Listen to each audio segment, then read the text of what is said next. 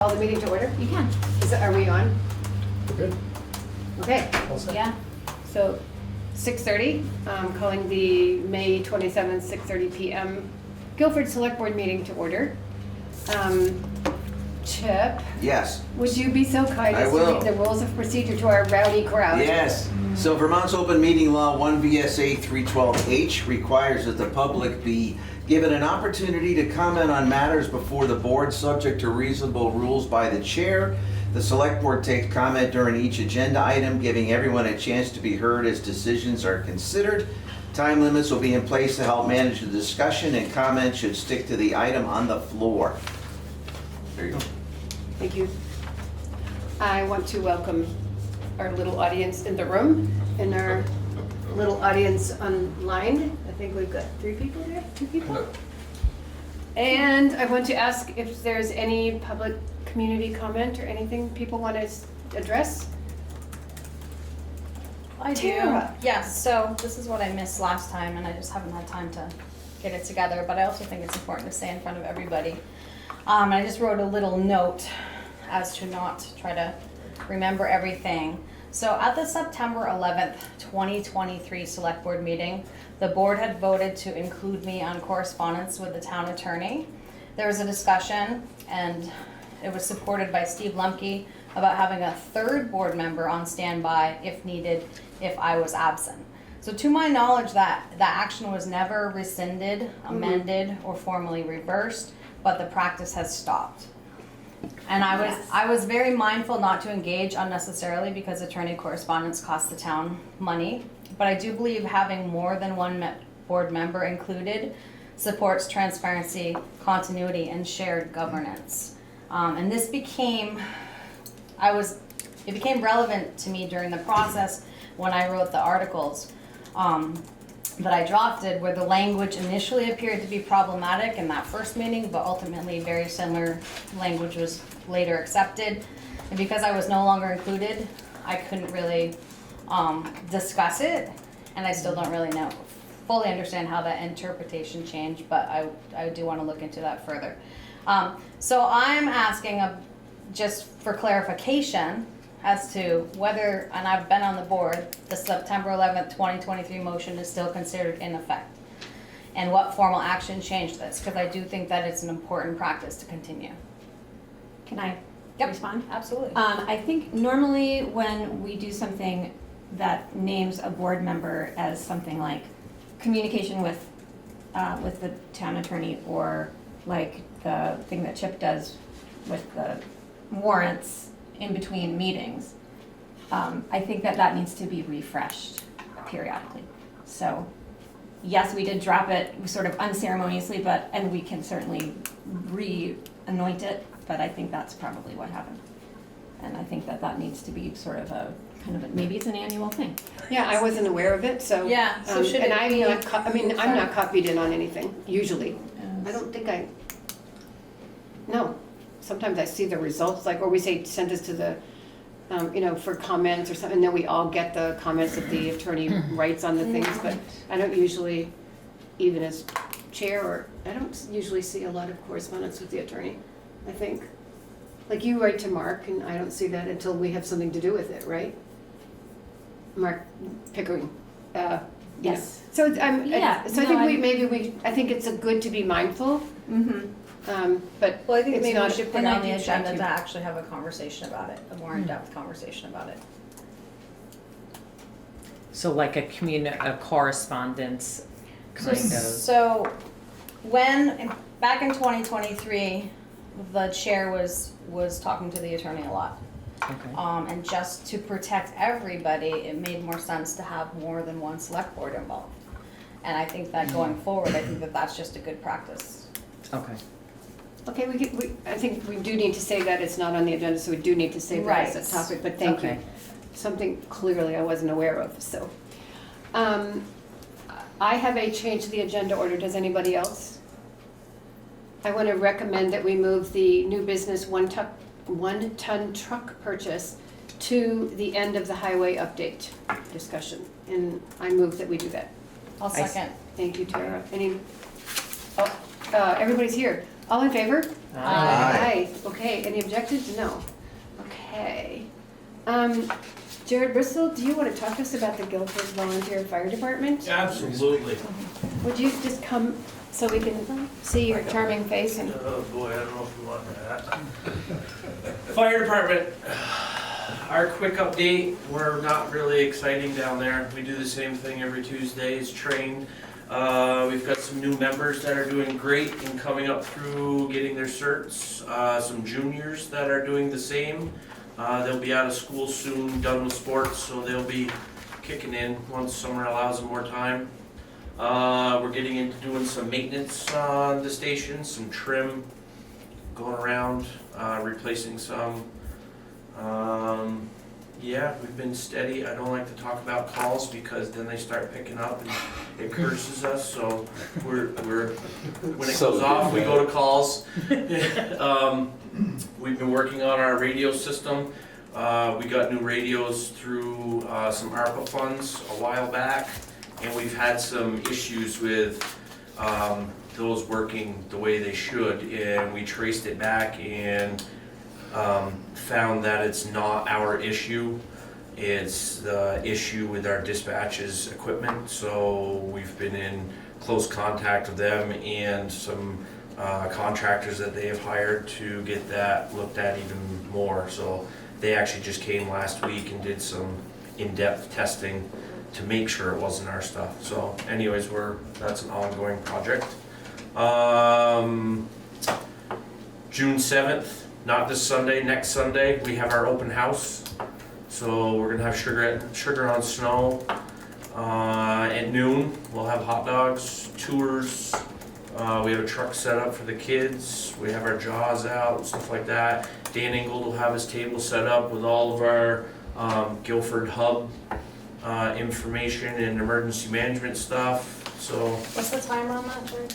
10 to 1 10 to 1. for our maybe we open could put house. some Guilford guides out there too, and Guilford Town reports, because we have a ton. Perfect. We will do that. We can put a table up. Yep. Other than that, we're just plugging along. I have a question. Questions? So you mentioned the radios, and I know we've talked about this with the emergency group also. Is this being solved bilaterally with the emergency radios and the town radios, or trilaterally? Or- Hopefully, we need to address the issue with their towers, which improves our reception. So their and towers are the transmitting. radio Right. providers' towers, or the Yep. dispatcher? The dispatching towers is what we get toned off of, what our radios go to get back to dispatch. Uh-huh. Is that in Keene? They're in different locations. There's 3 different locations that they tone off of, depending where we are and what they have, what the best signal is, I guess. I'm not really the one to ask about all this. But here you because- dispatch out of Keene? At Keene, yes, Yeah. correct, I'm sorry. No, Yes. that's okay. I thought you meant the towers. No. Because there's 3 different towers. Like right now, to try to help with the issue, we get toned 3 different times for every call. Plus an app on our phone to make sure we get it, because our pagers haven't been going off. So we're trying to overcome all this while they're figuring out their issue. So, yeah.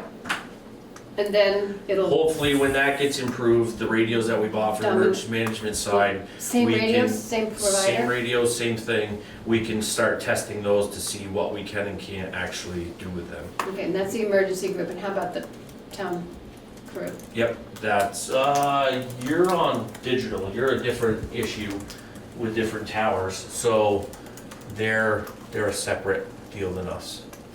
So, I thought we were trying to coordinate. we can talk to them Yes. on one channel, but Okay, Ideally, that was the goal of the future, that everybody Yeah. can talk to everybody. yeah, that's what I thought. And it's a work in progress, and Mike Kachuk had called me and Dan Engold and said, "How did you fix your problem?" And I said, "I'm waiting for you to fix it, and then I'm gonna copy you." And so, we're going around in a circle, but I did talk to the state police, and they actually, your radio has to hit the tower, which ours is currently on Sweet Pond. They bounce off Searsburg Mountain, Ascutney, and one in New Hampshire. So picture. Yeah. So the chances of hitting a straight line to that tower. Yeah. So it's geography is really Yeah, the main always. issue.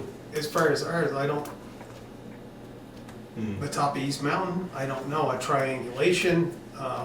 I did, while I was on vacation, I was with a radio man from New Hampshire and former 30-year fire chief of Putney, who's now installing radios in municipal equipment and this and that. And he said, throw money at it. There is more expensive stuff. That's always one answer.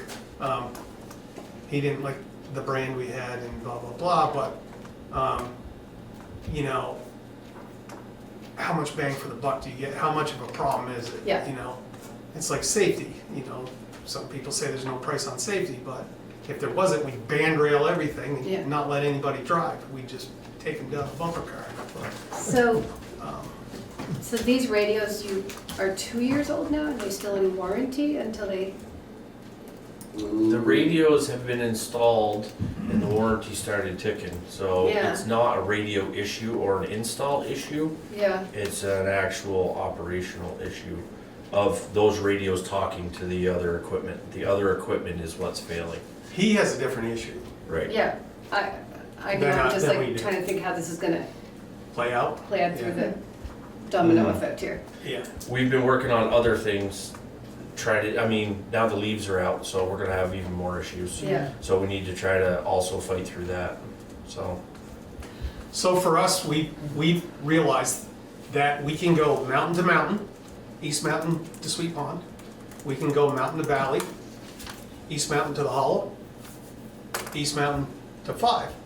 If people are on opposite, we have a go-between. So we now that we realize that, or Stage Road, we talk to this guy to talk to this guy, and we check at certain times to make sure people are in range. So Yeah. it's not a perfect system, but it's like your cell phone. You go down Center Road and it goes out 4 times. That's the same thing happening to the radio. We're muted. Thank you. Any other questions before we deal with Zon's problem? Yawn's problem. Well, I don't know if it's Yawn's, but it's Everybody's problem out there. Can't hear Yawn, us. nobody can hear us, we're muted.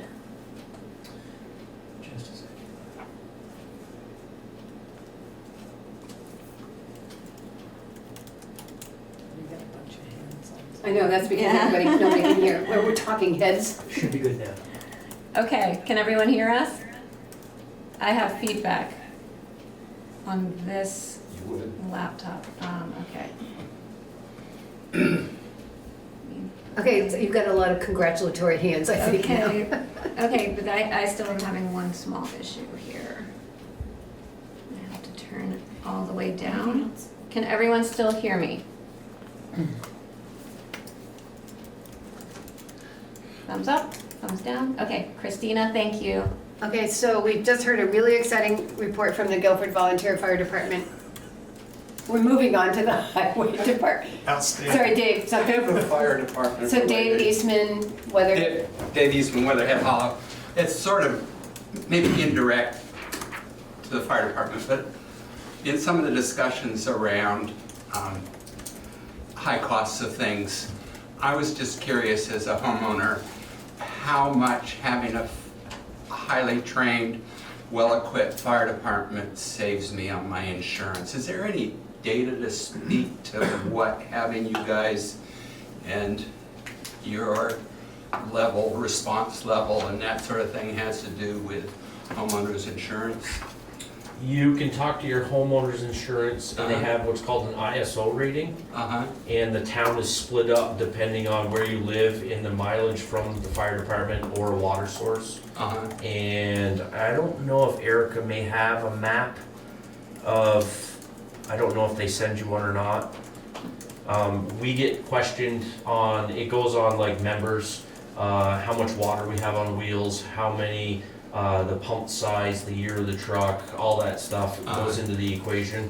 And how long it takes us, the data they research on, how long it normally takes us to get to calls depending on where the call is throughout town. Stuff like that is all brought up, and we get audited, I guess you'd say, probably, I think it's every 5 years. I just met with him.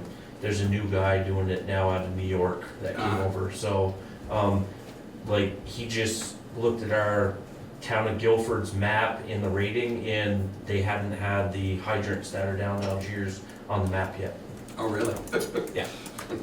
So that was updated. So is that who would be sending the ISO rating? I think if, what I was told and what I understand, if you go to your local insurance dealer, you know, whoever you deal They with, do it with me personally. you could ask them what your insurance rating is Uh-huh.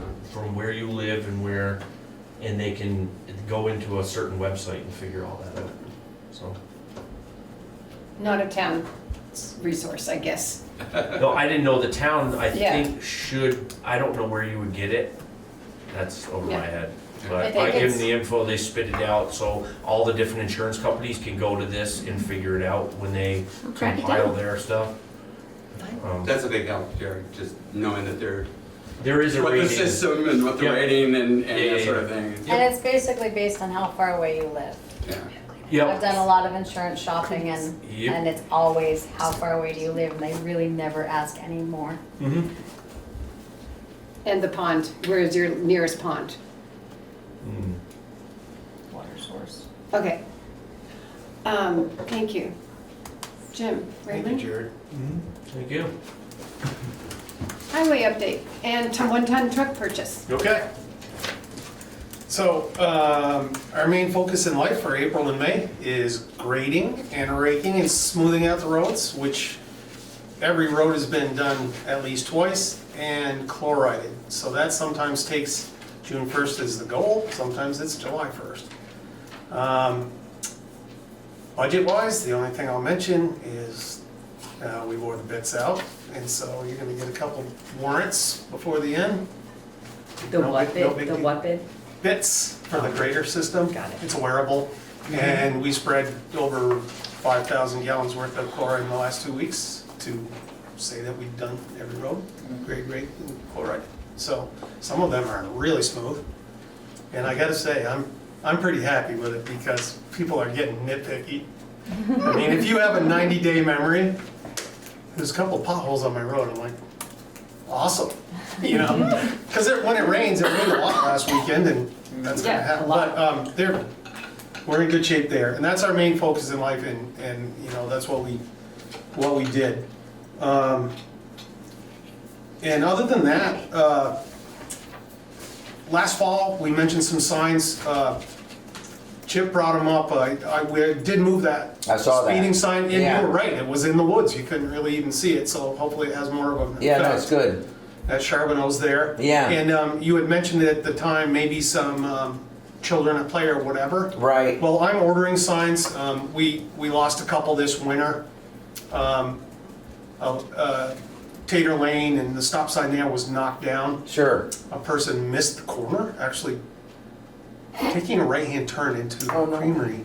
And that's on the left-hand facing uphill. Yeah. Went across the whole apron It hit and the hit that sign. sign, and the next day was missing, so I assume they wanted something for their damage or Right, whatever. right. So I'm gonna order those, and it's not the end of the world if I don't get them, but if you're gonna talk about signs later, if I package them up, it's just Yeah, that'd be great. order them all. Because I think maybe like, and because it- Josh and Emily has their kids at the one end of the street, you know, where they come around that blind corner. Yep, And he's always out, he's got a little mini dirt bike now. And then at the Red House right next to Stan Cohen and stuff, they have small kids as Yeah. well. So something like either way, just on that one little stretch well, would be one I cool. could put on the, right on the speed limit sign, easily attached. That'd be And maybe perfect. one at the other end of the village. Yeah. I didn't know if you guys wanted to throw it around, so and then just tell me what, or Children tell me what play you or want. something. So, Yeah, touchy subject, it's not on the agenda. right.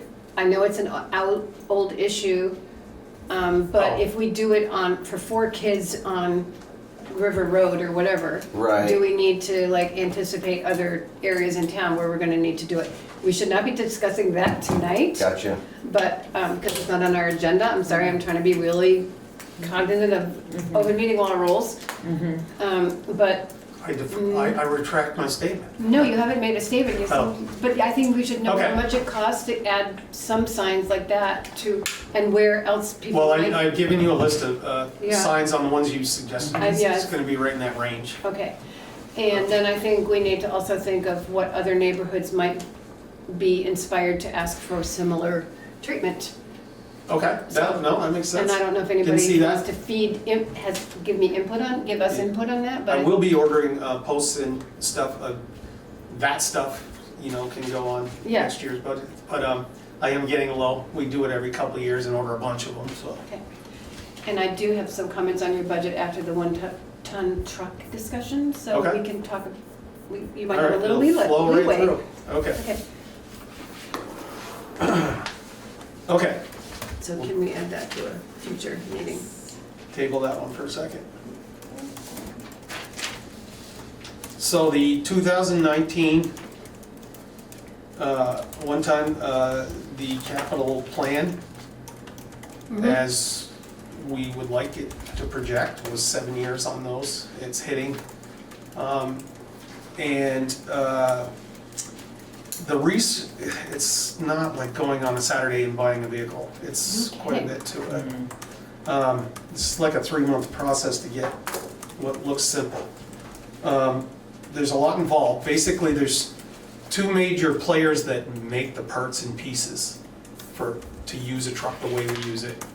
Wings, hydraulics, which literally almost doubles the price of a truck. So, in the last few years, and especially since the tariffs and all the snow equipment's made in Canada, it complicated things. So these 2 quotes that I got. Ford of Claremont went out on a limb and went ahead and bought line time for 5 trucks built with HP Fairfield in September. So they're open to anybody that wants one. So I pursued that because I know they've also tripled their warehouse space and mechanics and welders and all that at Fairfield, which is in Hooksett, New Hampshire. So that one, I know the trucks, they already have the truck. It can go online, be built, and as I said in my notes, the price I asked for was, for a municipal, was $169,572, built to spec, so when it comes out of the Fairfield factory, ready for us to use. Sometimes we would buy these at shows, or somebody would build a spec truck, Yep, and we would just grab that if it was close enough to what we wanted. So then I wanted 3 additional items, and that brought the price up to $172,947. I know that I can get that in 60 days from September if I handshake agreement now. yeah, The other course of what's been going on, like with 1-tons, 10-wheelers, and these trucks, people buy a truck, then get in line at the equipment makers. There's towns that have waited 2 years. They bought a truck and they don't have it yet because they're waiting for it to go down the line. So these people got promised line time. So that's how the time is so short. And I didn't know how I could go 2 years, and then you ask me how the new truck is, and I say I haven't got it yet. So do That's you mean the fair. upfit, Jim? Is that like, so you buy the truck and then you need those upfits Yes, to like there's only work two with companies what that you're do it, doing? yes. Okay, and All the they're gonna- levers, the wings, the plows, Yeah. the lines, they take a basic truck and they go to work And they on make it. it to where Yeah, the the way custom you it. need it. Yes. And then, so And- that's the line that you're gonna be able to Yes, jump. yes, there's an opportunity to jump into that. And for after July, the next fiscal year, and it was coming up due. The other option, which is the other quote, is to buy a truck. So I went to another Ford dealer, then get in line, which they gave me a 14-month. The price was not very much different. Yeah. So that leans me one way. And then the final thing was, I called a few times and asked the guy, what about trading in, what about trading in? Typically, in the past, neither of these equipment dealers that finish a truck they're not truck salespeople. So you have to go sell your truck on your own. So the Ford of Claremont guy, the first quote, I told him I was going before the select board, and he came back while I was gone with a trade-in of $45,000. And for a 7-year-old 1-ton, I was quite We're happy with happy with that. So I mean, as far as me, I'm leaning one way because Yeah. all the big things are falling in place and the prices are equal. Yeah, and I mean, it sounds like if you don't get the upfit, I mean, if you can't put a plow, then, and you have to wait 14 months or Oh yeah, whatever, that's you can't use it for no. what you would need And we it would for. purchase the truck now Right, And then- your and then trade-in wait- have goes to be able down. to use it. and then pay yeah. that second bill when Yeah, it comes out of the building at the other end. yeah, And you lose value on the trade-in yeah, a lot. You gotta, right. you gotta 'cause sell wouldn't it be able yourself. to. Yeah.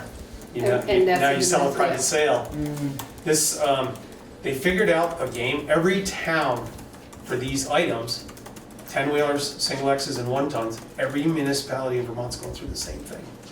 And the horror stories are 2.5 years. So 3 months is a real bargain. And I have to wait till July anyway? Yeah. I'm like, and the Perfect trade, timing. like, oh, the stars are lining up. So we're So- looking at a truck that would net cost us $128,000. Yes, Can I now make my comments about the highway Yeah. budget for the year, absolutely. which does not include comments of, Steve, this is, I'm a little advanced of the rest of the budget stuff, but. Spirit. Glad to see you, Sheila. But, so we have the last 11 months of budget in for the highway department, and we are over budget in terms of income by $230,000 because of the grant and because of a $30,000 increase in state aid to highways for this year. So we got $230,000 more than we anticipated in revenues in this year to date, in the 11 months. You are at, year to date, 11 months, 51% of general expenses. And you, for your winter wages, you are at 85%, considering what a horrible winter this was. That's amazing. And We're you, pretty efficient. no kidding, Yeah. with 4 good. people, hello, Well, and and a retired guy. a retired guy, or 2, right? So maybe, so. Very much appreciated, by the way. It's too many hours behind the seat Yeah. when there's a lot of It's- snow. it's Four dangerous. or more inches, Yeah. it really. And so that leaves us with somewhere in the neighborhood of a, depending on the next month, $300,000 to $350,000 surplus in your budget this year, which more than accounts, which is double what we would need to spend on a new truck in July. So I think it's pretty amazing that we don't have to dip into the existing highway surplus fund or our capital asset management fund, and we can still cover the cost. And you get a truck in 3 Right. months. And so that 200,000 extra in revenue, like, I don't kind of count, like, because it's found money in a way. Yeah, But we'd still be, it's part of we'd how be we there, fund, it's you part of know. how we fund the cost yeah, of this truck, yeah. And that's great, and everything has doubled in the last 5 years, so I don't care what you squirrel away. That still You know, leaves us some- everything's expensive. Yeah, and we still haven't accounted for how much we're gonna have to spend on diesel, sand, and chloride and salt next year, But in the next fiscal year, but we've got Actually it, have salt. but we it- have salt, yeah. yeah, we're loaded up, and I'm gonna fill the calcium, you're gonna get a warrant next week, and we're still under, but, yeah, the diesel, happens to come out, lower. It looks like, so we took a 20% hit on price, right? Yeah. We were more than 20% under, but, I will just tell you that part of that, if I had a 5th guy, I would have spread more gravel. If you'll see, there's money left in my gravel budget. And I would have spent, that would have been more hours with him and more diesel. So part of that, Is you're understaffed. right, and it's like your garden. You can skip it, fertilizing it for a year, But eventually you pay the piper, so I don't wanna do that. So I don't wanna give, false, that's a reality. It makes you look like a budget hero, but you don't want me doing it that way. You want me doing all the work you want out of me and coming under, or at budget. Yeah. So, but still. So you're looking good, but you don't wanna be looking that good. Correct. Every citizen, Yeah. More gravel, smoother ride, more trees cut, more everything. Yeah. You wanna get the best product you can get for what you're spending, not me do less work. So I'm gonna Story. move that we authorize the purchase of the Ford, whatever, 46L 4x4 regular chassis cab DRW with up, whatever they're called, Upfits. upfits. I second. Is there any discussion? No. I appreciate you looking around Yeah, and, good Thanks, job. Mike. and I thought the making player sure one we was good, can too. get it quickly. So thanks for Just, doing that. Look bleak, but it Mhm. kind of, Yes, it's sometimes tough- things it's fall tough into out place. there, yeah. Yeah, it's tough. So, thank you. Okay. Okay, so all in favor? Aye. Any objections? No. Any abstentions? No. Okay. Thank you. And You're you're welcome. off Thanks, you're Jen. off the chart now, All right. off the Have a agenda. good evening. Thank you. Thank you. you. Bye. Bye, Jared. Bye, Jared. See ya. What is not working? It's a software update that wants to happen right this This second. minute? Yeah. No, thank you. No. Make it go away. Do they have a no thank you No, button? thank you. Yes, it reminds Oh, me remind me later. later. Okay. All right, Erica, how about a town administrator update? All right. That sounds fun. Let's see.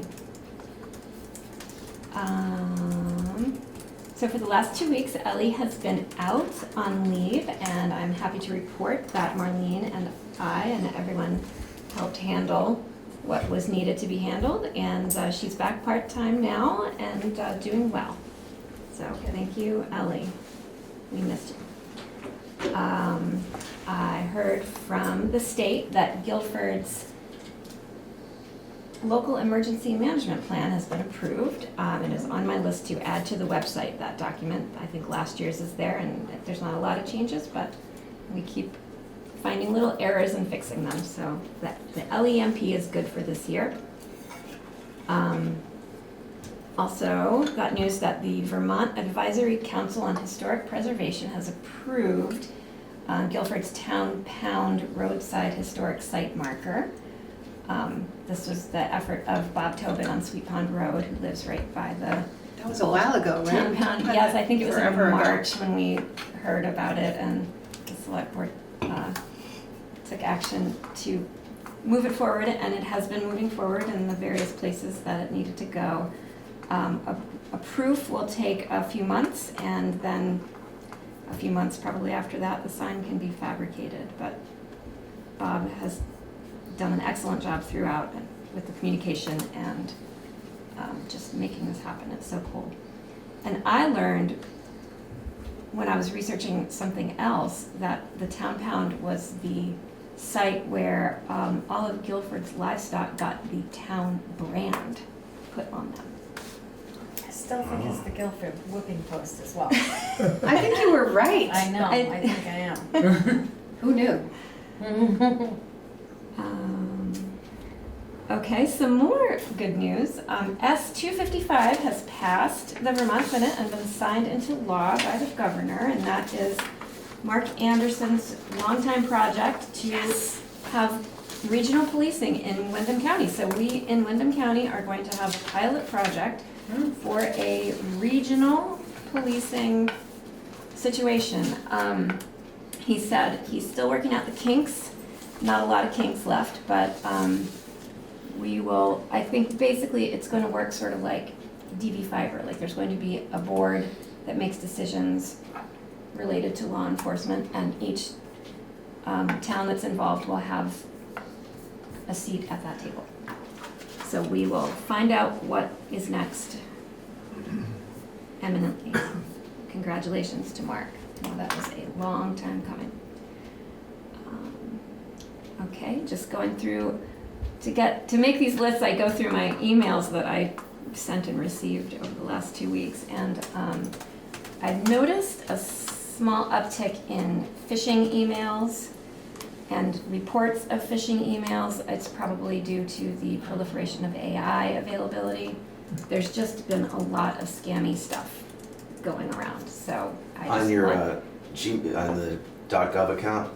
yeah. Yeah, you know, I think part of that issue is I get a lot of spam too all of a sudden. And I think part of that is when you see I'm not singling them out, but when you see all the email addresses, for example, like on the BCA, Yeah. there's a lot. And they're not all professional email accounts. So, you know, if I had to guess, I'm not saying it's them, but it's something like that comes into our email box with, 17 names on it, and the odds of, that proliferating based on that is probably what happened. I get a lot of spam too. Right, I mean, all of our email addresses are published on the website. So Right. if you have like But I'm saying, a bot like- that can grab those. Yes, or, if you get an email with 17 other email addresses on it, who Yes. knows where that all goes. So and I just yeah. wanted to just make the statement, since it's the time convenient, just be cautious.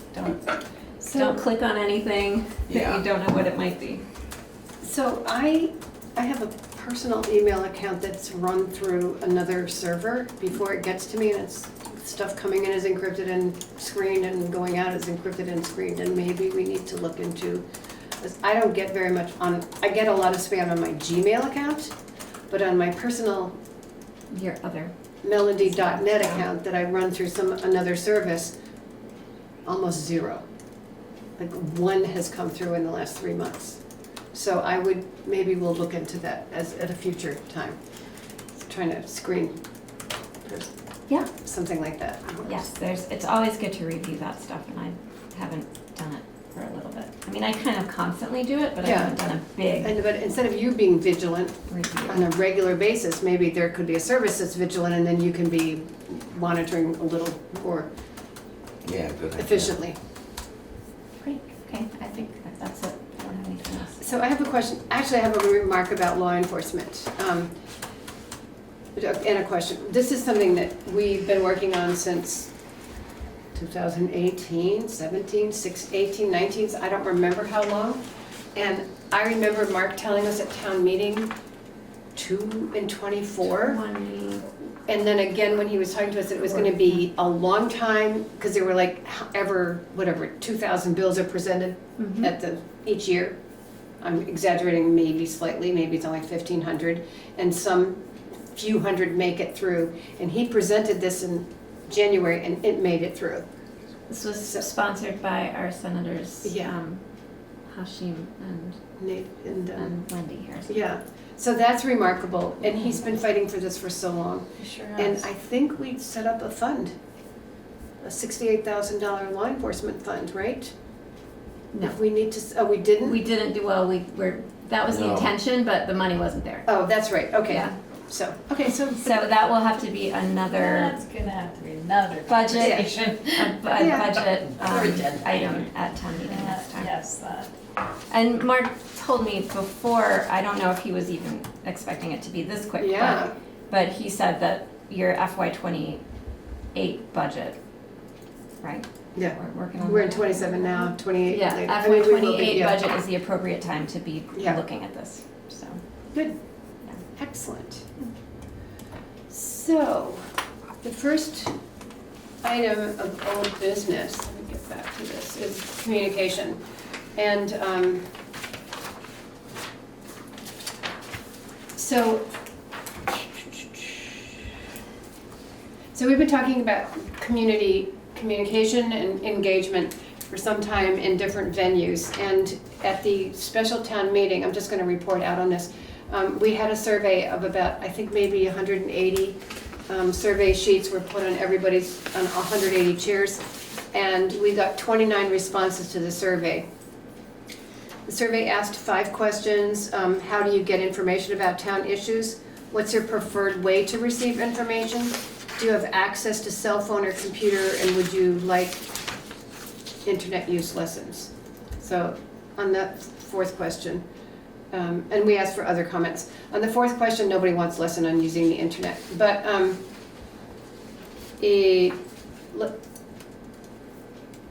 let's see. So we had, so in terms of how do you get information about townships and events, 11 people said Facebook, 13 people said Front Porch Forum, a couple said Reformer in the Commons, and other people said my wife, my friends. Sometimes I read the agenda, sometimes I go to a select board meeting, coffee klatch, etc. What's your preferred way to receive information?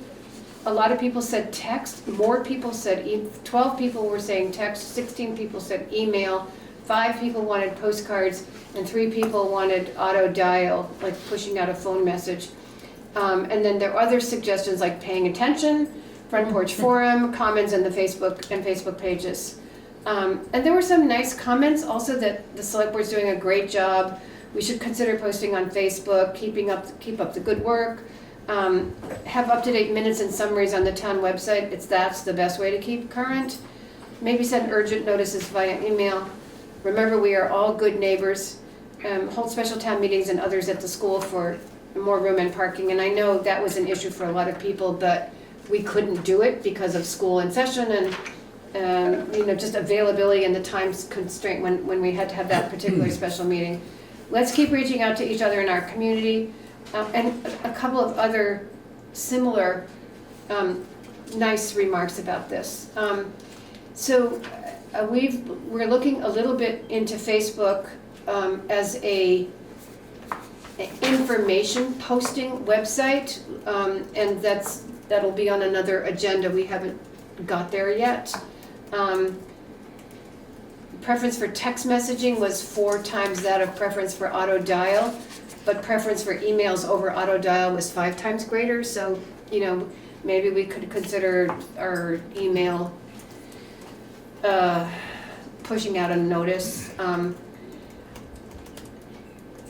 2 methods we don't use for outreach, Facebook and emails, are on a par with Front Porch Forum population. So we've got the basis of a start for next steps. I think if anybody has any comments, I mean, I know you 2 have commented on this before, but, and let me ask the select board first if they have any comments to add. I probably do, but I think the survey, as I reached out to Sheila and this and Erica as well, that I think it's a really good idea. But I mean, to me, was anybody honestly surprised by the answers? I mean, it's email, it's text, it's Facebook, it's the town website, which are the same lines of communication we use every day. And I think we're spending a lot of energy and time on how we communicate, and we haven't really looked at as a board in terms of asking what we're trying to communicate or what we believe is not getting through. And I think we need to get a clear answer to that, because, and you mentioned it briefly, but adding another channel like Facebook, is it going to really help if it's just going to give us another place to post the same information that people are already not finding? So, I think we need to first kind of figure out what we're trying to communicate or what we believe is not getting through to people before we start looking at different ways to get out wherever we're trying to get out. And there is an onus of responsibility on people to find the information themselves, because we already do, as I mentioned, recently in the last board meeting, go above and beyond what's required, which we should do, and we are, but I just think we need to sort of clarify that and pin it down a little bit. Yeah. Thank you.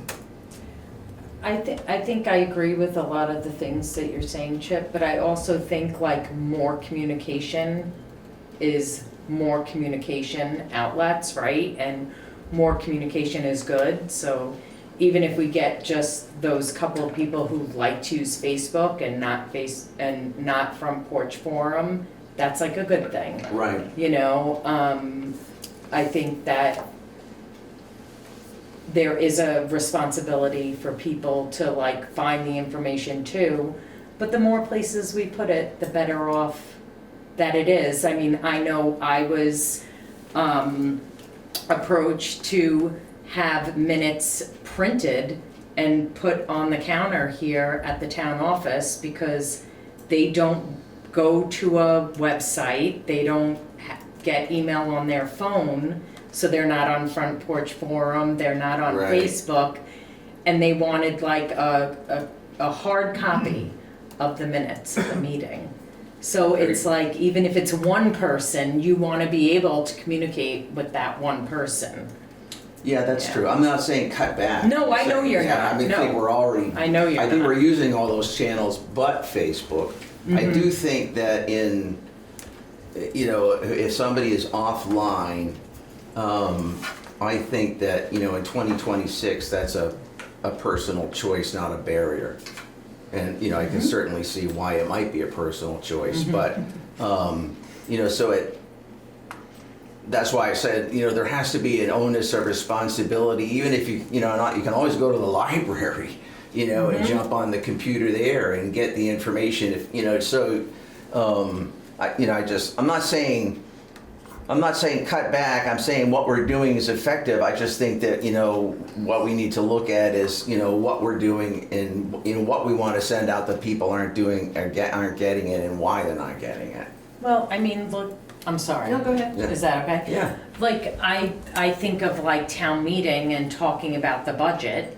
right. Like, there were a lot of people who only came to town meeting and didn't maybe participate in the budget process because maybe they didn't know, or they couldn't make it, Or didn't read the or Gazette. didn't read, or Or didn't the town read, or report. could be any Yeah. of those things, Yeah. right? I mean, but the budget process is still the town's budget, and, yeah, So we'll figure it out. Tara, I'll make my comment after. Okay, I wanted to talk about this calendar that I brought up before that's online, the event calendar, and having everything on there.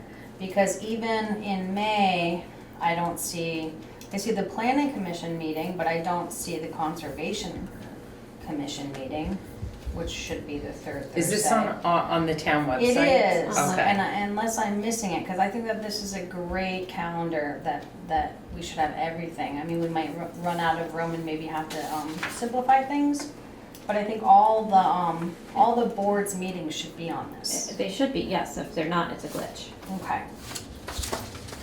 And also, so I just want to acknowledge that Erica's operating without an assistant, and for the last couple of weeks, she's been filling in for Ellie as well. And so I was noticing that the homepage is kind of out of date. It's like old May stuff. And yeah, I Just needs want to to- give you a permission, pink slip, like, get out of jail free card. But, I mean, I think we are cognizant of those Yeah. things. But I do think that this calendar is a great place to go and find everything. If you're going to the town, if you want to find something that the town's doing, here it is. Mike, did you want to add anything before I put in my 3 cents? Okay, so Chuck Collins and I are going to be doing a presentation, panel discussion at Sevid's in Townsend on June 11th. It's about building positive community engagement. And so I've been looking at our outreach channels. You know, what do we do as town officials or volunteers or staff? And we have 11 different channels. And when I say 11, I talk about the town website, that includes, it's not one of the 11, it's meeting agendas, minutes, policies, ordinances, announcements, community calendars, blah, blah, everything, you know.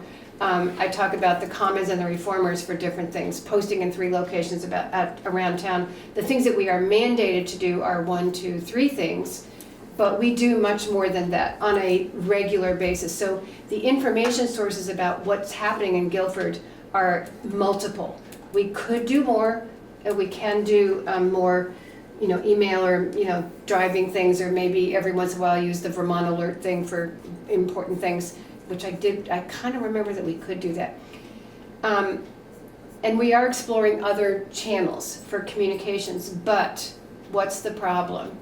Communication is an act of exchanging ideas and information between a sender and a receiver. So as much as we put out, without sounding like a lecturer, it's a two-way process. You know, if you want to know, you need to be involved, you need to engage with. So, but then there's a question about who feels unheard, who doesn't feel represented, who doesn't feel like what they say is of value, and how do we bridge that gap? And that is a gap that's nationwide, definitely in Vermont. I think we've seen it particularly in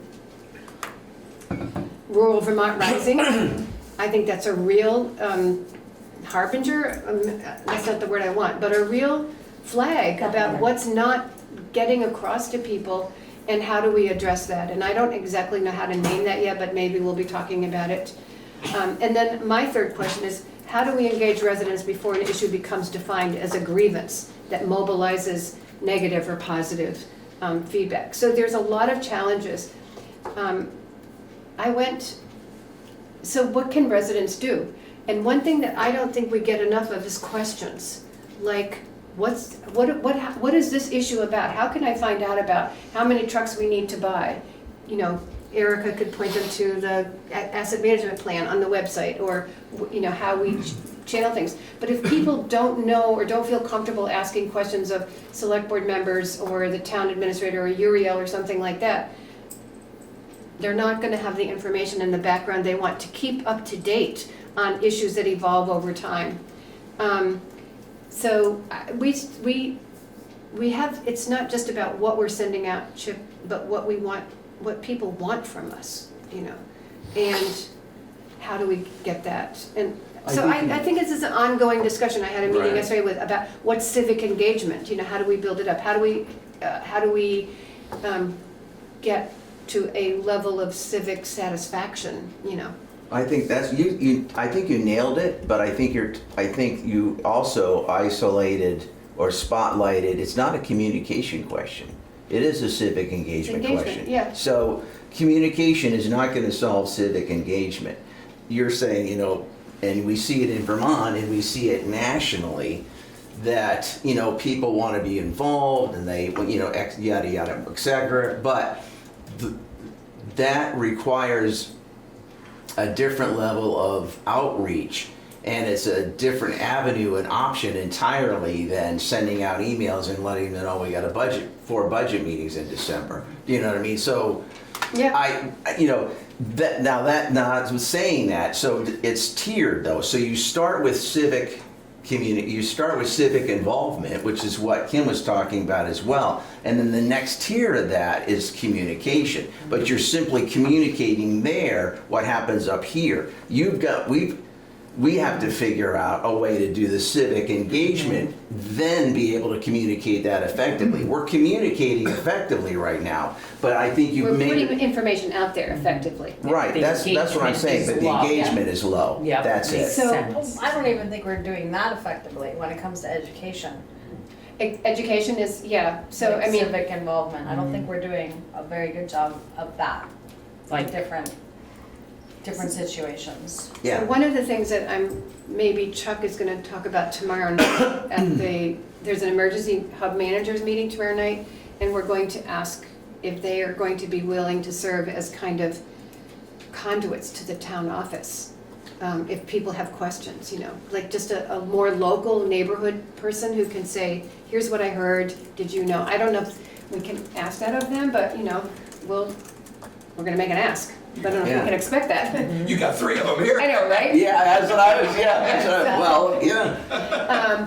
Also, we talked about just having another facilitated discussion like the one we had in November of '24 with Meg Mott, just about what Yeah, that was good. concerns you with ice cream. We can't, you know, just Was that what concerns you Great with ice cream, engagement. or what No. concerns you with ice cream? what concerns you. I'm just Gathering teasing. with ice cream. We could It's like the thing, the sentence, you know, like, you can't do it then, or you can't do it then. You know what I mean? Ice Like, cream was code. So, or like taking the Guilford Guide and the Guilford Town Report and putting them at the fire department on Saturday, and then at whatever 4th of July celebrations we have. And then maybe we can have a booth at the town fair, the Guilford Fair. that just ask your select board, or put, here's a map, put your question on the map about what you know, what you're concerned about, just so that people can feel heard. Anyway, those are some ideas we had. And I encourage everybody to either go to or webinar into the June 11th, the 7th thing in Townsend. BDCC, I think. Is it BBCC? BDCC. BDCC? Sorry, I can, Critical bleh, operation. sorry. I thought Mega's 7th. Anyway, whatever. You've all had the invitations, I think. And this is an ongoing topic, so. Once before, we had talked about, in fact, Chip did a really great job between he and I, putting together a PowerPoint that was, and the idea was to spend a couple hours inviting the community to come, and basically the title of the session would be How Things Work.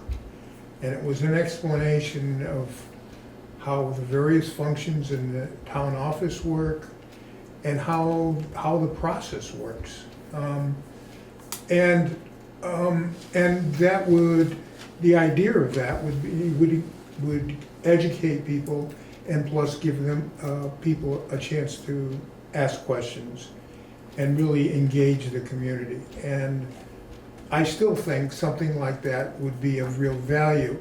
Now, the response to that was, by some was, well, all that information's already out there.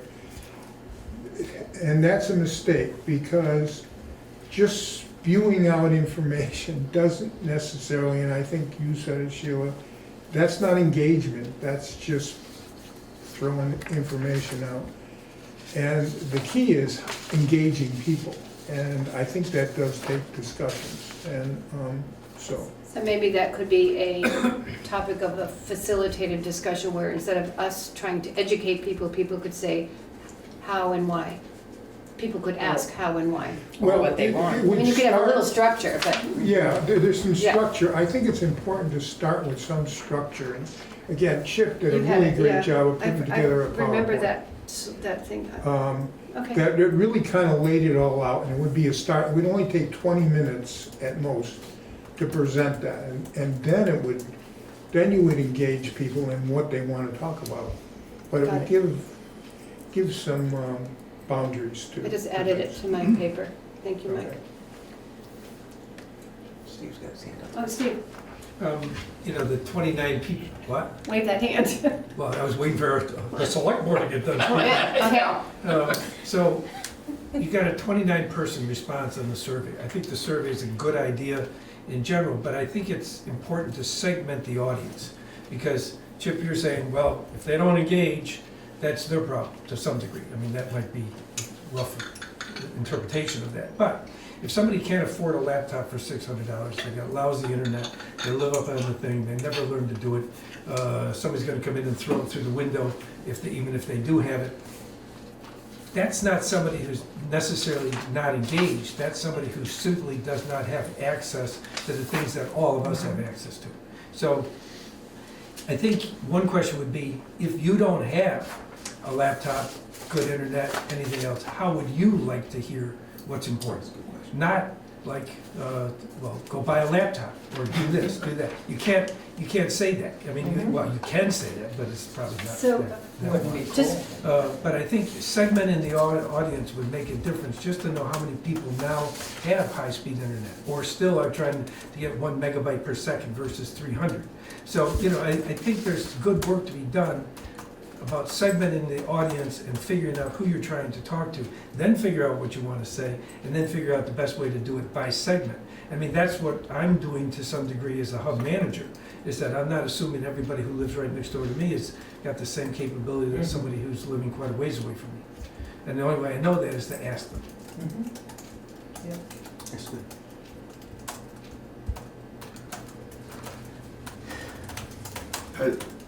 Dave, I was just gonna say that about Facebook, is that Whitingham has a town Facebook page. And I think, I'm on it just because we used to live up there, but they use it for sort of, I mean, I'm sure they use it for announcing, you know, town meetings and all the things you know, we put up on the 3 places and do in Facebook. But they also use it a lot for just sort of like project updates. Yeah, we've seen it. I think we've, Yeah, well, okay, looked at that you've looked at website, it. yeah. So I was just gonna say that that's a model, you know, it Yeah. doesn't seem like there's a lot of discussion, which I think is good. You can't have discussion because of open meeting law. Yeah, There cannot be an exchange. Well, And that, it's- we can post things, but we cannot exchange. so it's good that we, we have that, because I don't Yeah. think a town website would be the place to have the same sort of discussion that goes on in the Discover Guilford, for instance. Yeah. But I'm curious, Tara, when you talk about education, can you elaborate on that a little bit more, just so I have a sense of what you mean by that?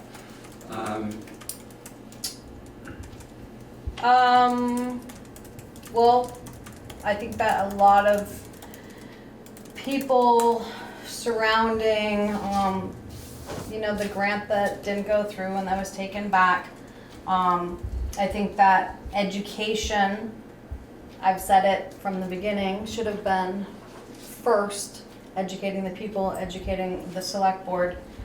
So that is, to me, was, it could have prevented a lot of things from transpiring the way they did. I agree. It's about explaining the why of something before you get to the need to do. You know, like how do you get to a point where you think you might want to apply for a grant or receive and use a grant?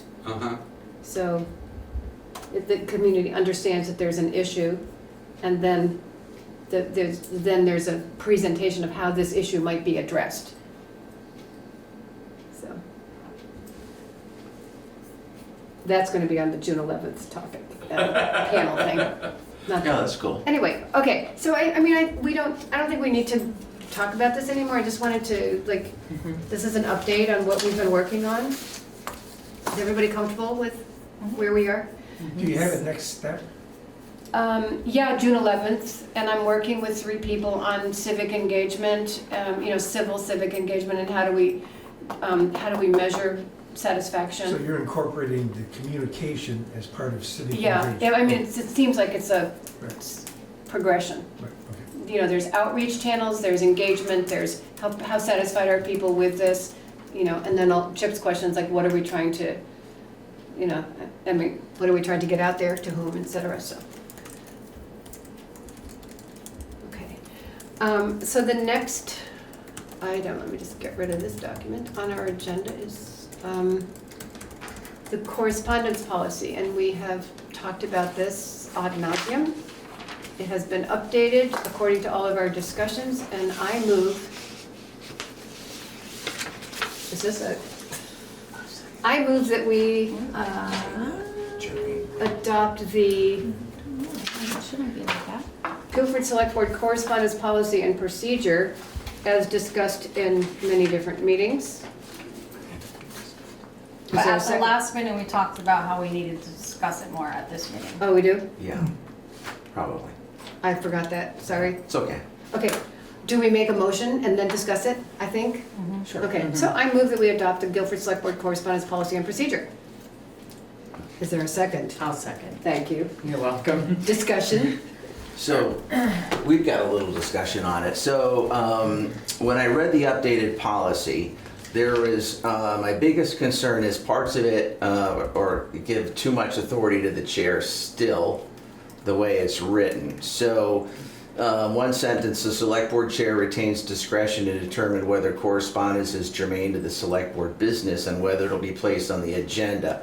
There is a thing that says, you know, if a select board member disagrees with that determination, yada, yada, but that's too much discretion we're writing this policy not for the people who are currently sitting here necessarily, but down the road who is sitting here. So I think that's too much discretion for one person. So if a resident submits correspondence properly and on time through the official process, the full board should automatically see it. But as it's written that way, the chair can still decide if it does not belong on the agenda, so one person is effectively acting as a gatekeeper. So I'm not gonna read it, but I've come up with some replacement language, so, Before you No, I'm start not reading replacing the that. language, could I ask a question about that, please? Yeah. So Erica gets the correspondence that's addressed to the town. Could be a dog complaint, it could be something from Mark, it could be, like a whole range of things that we may or may not talk about. If something comes to the entire select board, it's already to the select board. If Right. it comes to the town administrator or the chair, I mean, I'm just trying to think of things that I would get in an email that I would say, Well, you know. would it be bad, I mean, I think Tara said this the last meeting, was to have another select board member, and kind of like what we were talking about before, like having another select board member that's also in that correspondence with the chair, so that there isn't just one person deciding if it goes on Well, an I agenda. copied this thinking I could make notes, but I Mhm. clearly made notes on, I think, everybody's, right? The red, Mhm. you guys Oh, were you the saying that? red? Yeah, Yeah. that's me. Yeah. So my questions, and yes, I agree, so let's go down to, instead of starting at the beginning, chair discretion and board oversight. The select board chair retains discretion to determine whether correspondence is germane to the select board business and whether it's placed on the agenda. So germane, relevant, appropriate, or closely related to the subject being discussed. The thing is, what is relevant and germane to you may not be relevant and germane to me. And if you're gonna have oversight and put a kibosh on that and it doesn't get to the agenda, I don't think that's right. So then in the next one, it says if any select board member disagrees with that determination, the member may request that the correspondence be placed on a future meeting agenda. How do we know if we never see it? So you just added these words? I can't remember. No. It's in red. No, I see that. Line. I'm just like, I mean, that it basically Oh, I see the contradicts. question, yes. What would be your solution, Tara, to that? It's to have a second person or to have the whole board? How about I just go over my other questions? And then, so up on the board visibility and acknowledgement, all acknowledgements sent in response to correspondences addressed to the full select board shall be shared with the full board. So that's gonna be shared by Erica? I mean, these are questions. Which one was that? Which That's, I'm paragraph? kinda going Board up from the visibility. bottom. Oh, board, okay, I Yeah. got you. Yeah. Mm-hmm. And so Erica's gonna see it and then she's gonna share it. And these are if they don't follow proper protocol. And then going up to board-wide correspondence outside the designated process. Once again, somebody is going to let us know, the rest of the board, what will automatically be notified or considered with what he or she deems possible. Like what he or she deems appropriate. So my whole issue is that when something comes through, I think that all select board members should be able to know what it is and then not do anything with it. You know, not if they don't want to, but to have the option to, if it goes to all select board members, there's still a gatekeeper that's gonna let us know it, that's gonna send it to us or not. You can chime in. Can you chime in? Yeah, Because I just don't think it's, I don't can we think let it's. Mike say something, please? What kind of volume are we talking about here normally? I mean. There's no correspondence this week. No, there is no correspondence. Oh, Right. there was a correspondence, but it made it to this is chair and town administrator, it made it to the level of an agenda item because it is a decision that the select board needs to make. No, So it didn't get stuck into a select board correspondence folder as a piece of information. It is I understand. My Yeah. question is, this policy is addressing what kind of volume do we normally get in terms of communication not from? much. I mean, it Are we sounds talking a almost to big me deal like here? we're expanding the parameters of communication, but if we're not doing that, then, right, I mean, nobody has sent me an email that says, will you tell the select board, Right. here's what I Okay. think. All right. So- I would do that. So I would my, tell the select the board reason that I I'm got asking kind of that communication. question is if we're not talking an enormous volume, for us to be seeing everything that comes through is not a big deal.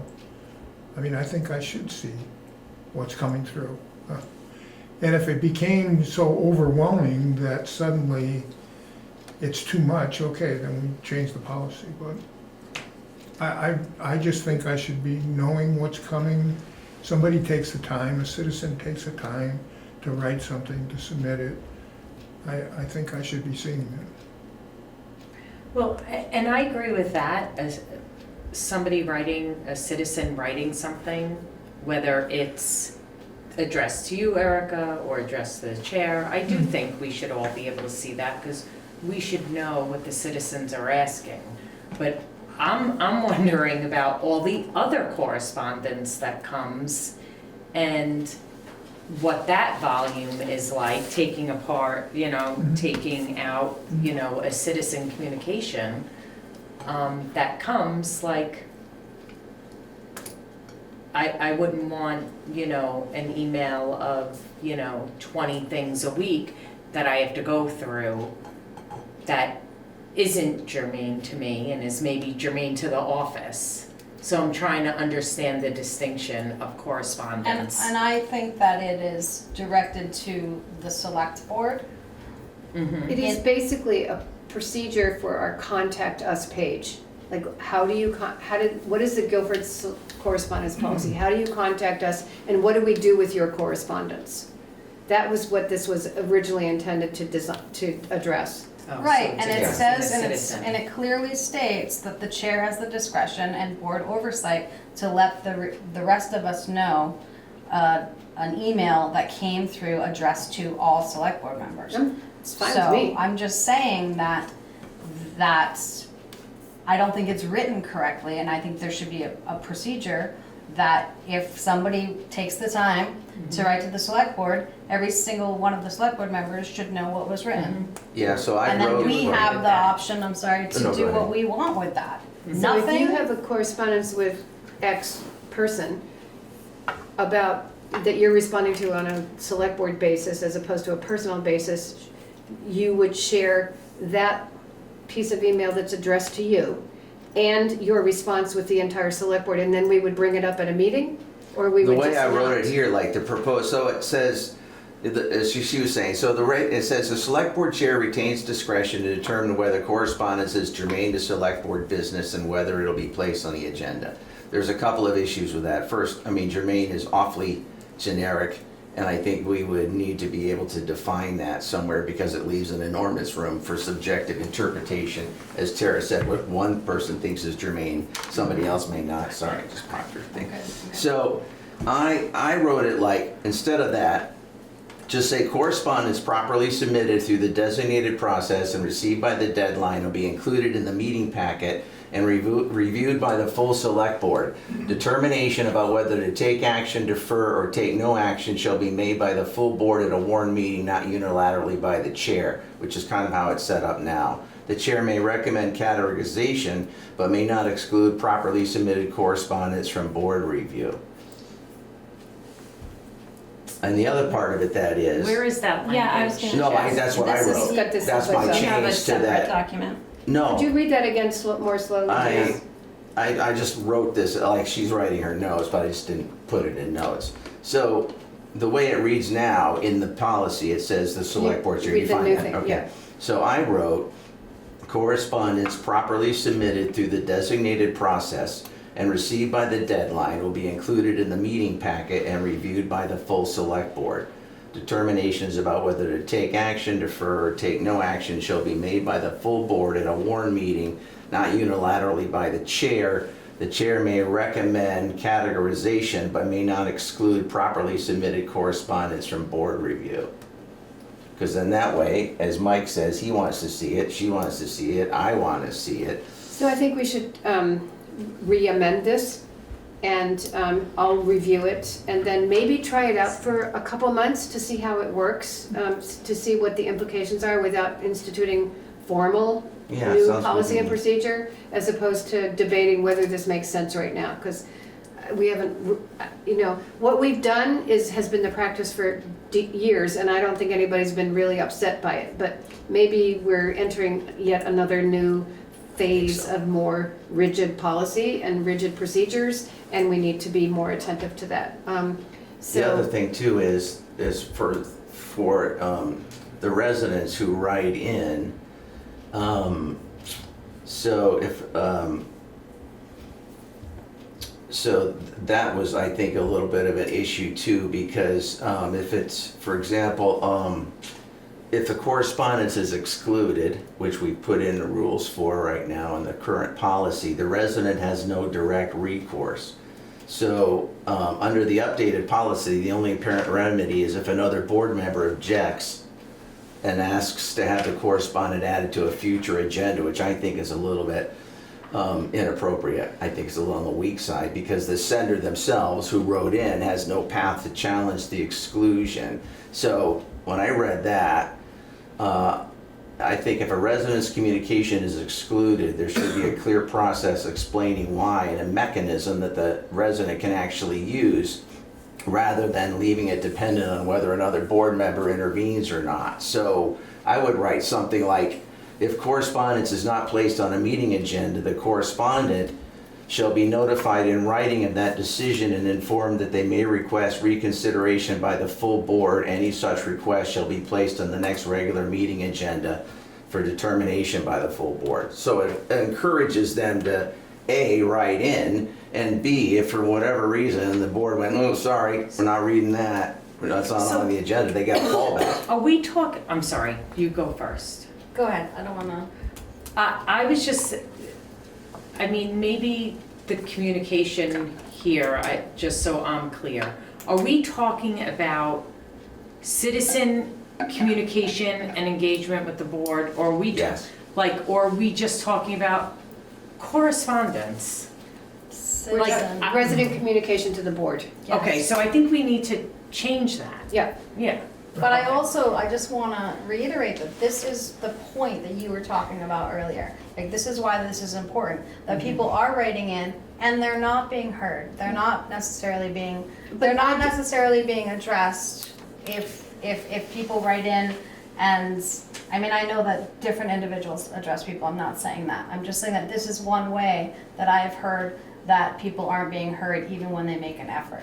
So I just think that this, So I'm a little surprised by that, because if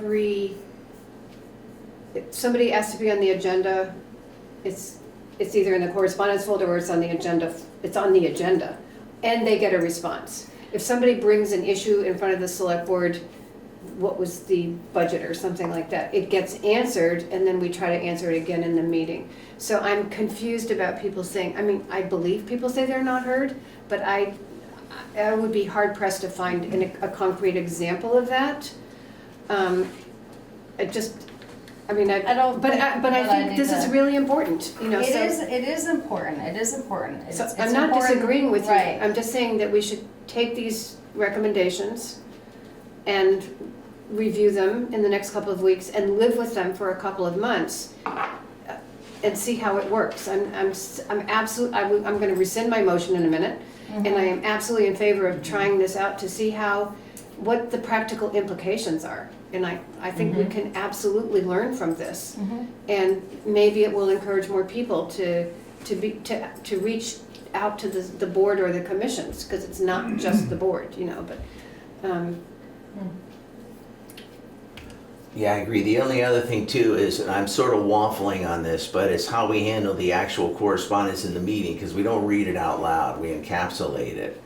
And, depending on the person's ability to effectively encapsulate information, that either comes across great or it comes across horribly, So I think we need to come to some sort of agreement, a resolution or something to say, if it's 10 pages, we can't read 10 pages of correspondence. And there is a thing in the policy that says the resident can certainly come in, but, I think we need to, just from a transparency point of view, and we've seen it now in the past where, people have written in letters And others like go, well, what was in the letter? Well, we never read the letter, right? So then we get the blowback from it, and we could read the letter, we just don't. So. Well, there are also, Chip, examples of like ruck up, whatever. No, I know. It says like, here, you That's got what this I'm big saying, award, says, we yes. say thank you, we got an award from Yeah. ruck up. Do we No, need to read but the whole let me letter? finish. So that's Somebody why I'm wrote a letter saying. 2 weeks ago and it was addressed to the board and I didn't receive it. Who did? Somebody Yeah. wrote it 2 weeks ago. And so they didn't follow the protocol, but it hasn't been mentioned at this board meeting. And, I mean, we're not at correspondence yet, but that's my point, like.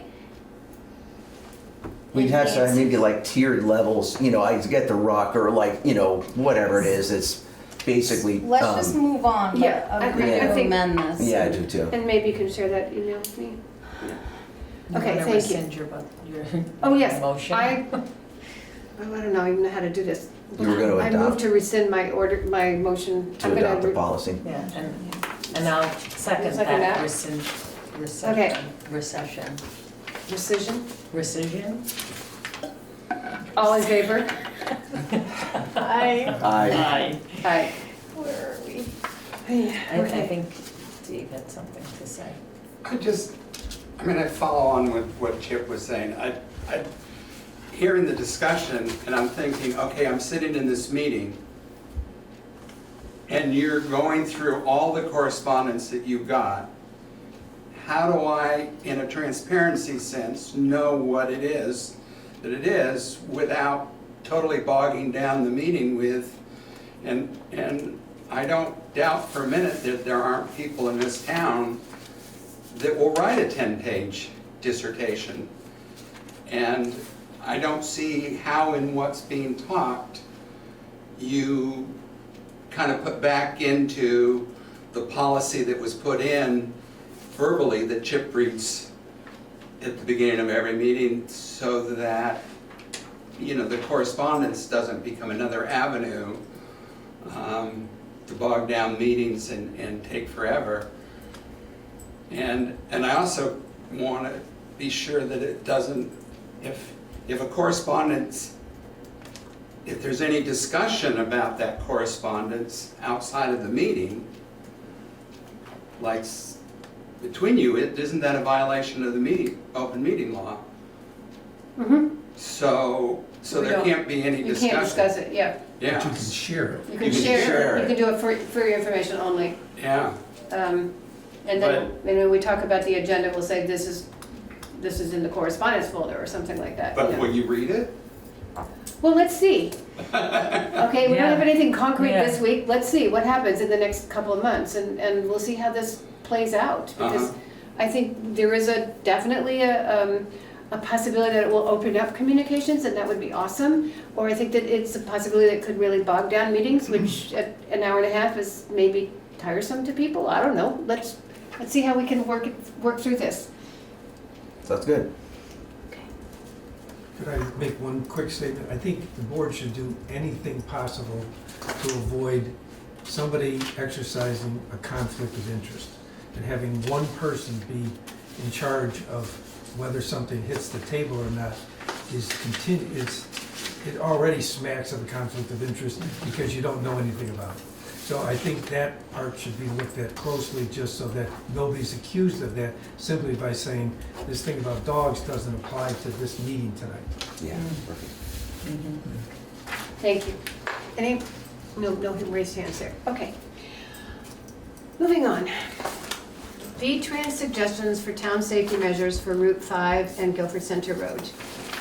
So, last week, as part of our correspondence or your town administrator report, That's my report. we had an email from, and Erica read this, from Mark Pickering that said, we have some options already for the Route 5 Guilford Center Road intersection that we have been trying to calm traffic there for more than 15 years.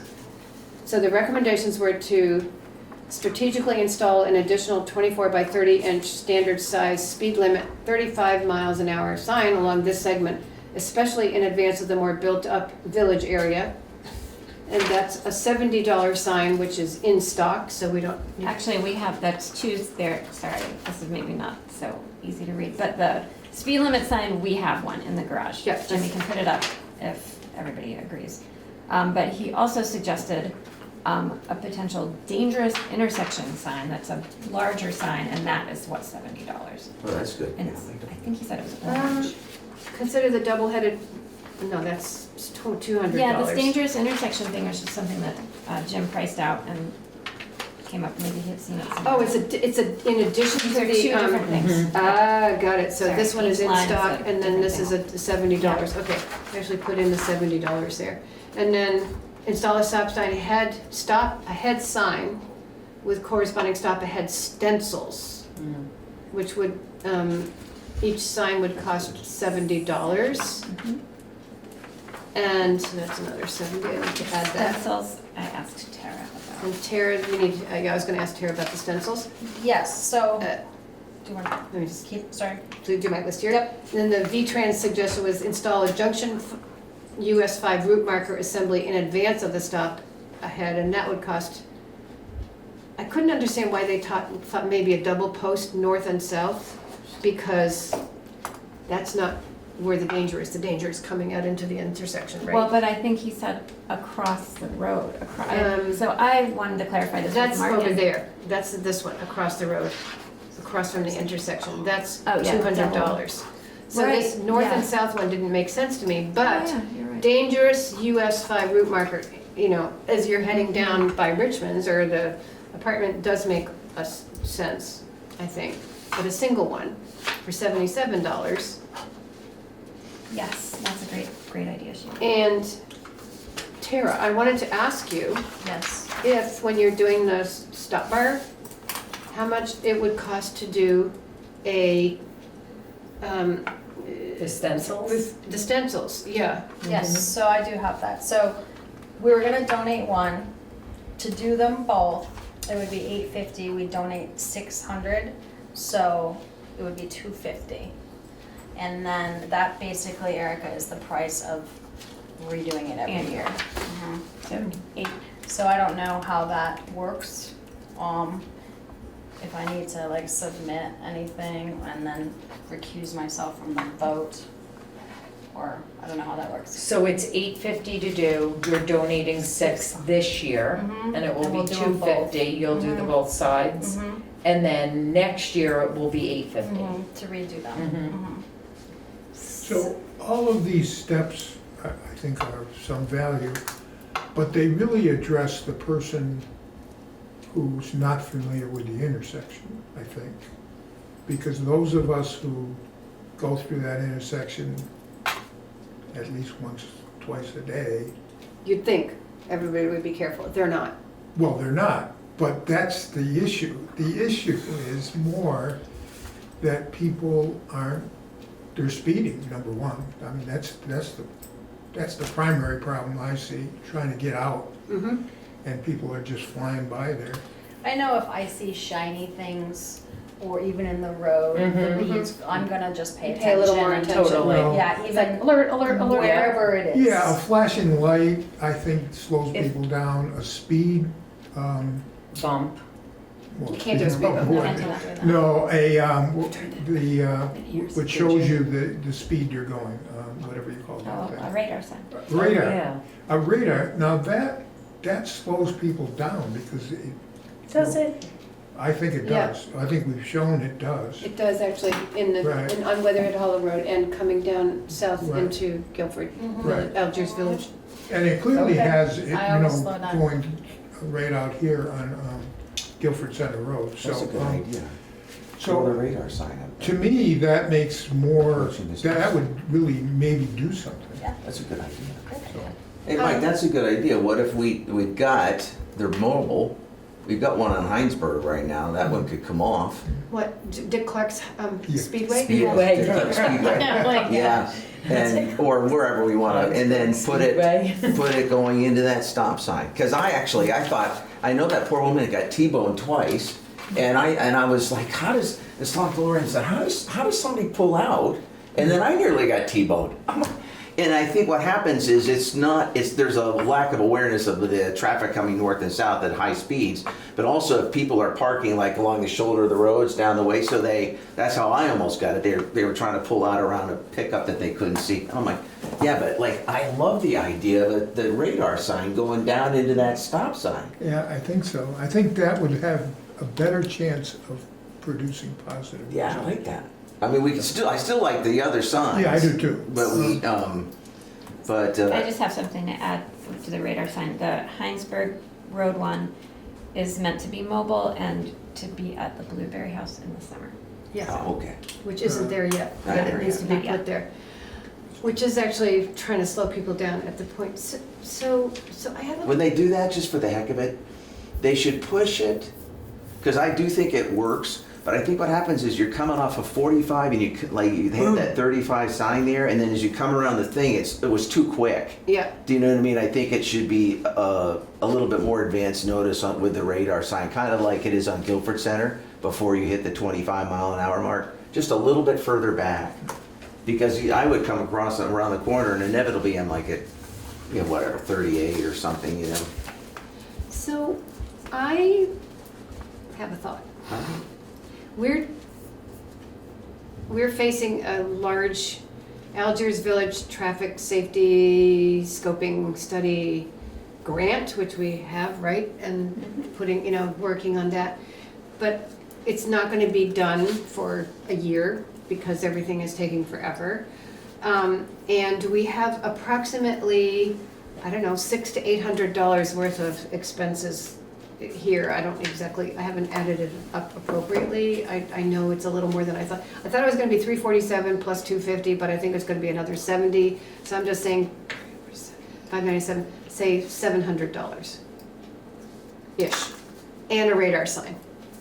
So for $700, we could have a few signs and a few other mechanisms implemented, and we could see how things evolve over the next year and determine whether we need to go through this really expensive study or just hope that this works. Good idea. I like that idea.